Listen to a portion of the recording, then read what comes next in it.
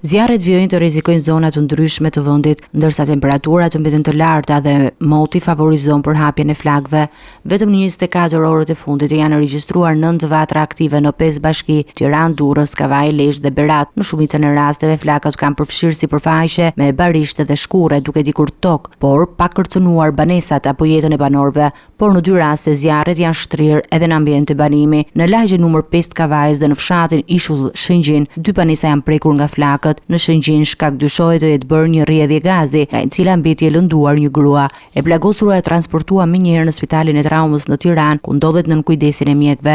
Sipas raportimeve të fundit, gjendja e saj shëndetësore paraqitet jashtë rrezikut për jetën. Një tjetër incident, një automjet privat në periferi të qytetit të Durrësit u përfshi nga zjarri duke shkaktuar vetëm dëme materiale. Në operacion për shuarjen e flakëve janë angazhuar 9 grupe operacionale dhe 64 automjete zjarrfikse. Falë reagimit në kohë dhe koordinimit me strukturave vendore të mbrojtjes civile, të gjitha vatrat janë neutralizuar me sukses. Autoritetet vijojnë të jenë në gatishmëri të lartë, ndërsa u bëjnë apel qytetarëve që të shmangin ndezjen e zjarreve në ambiente të hapura dhe të raportojnë çdo rast të dyshimit pranë shërbimeve emergjente.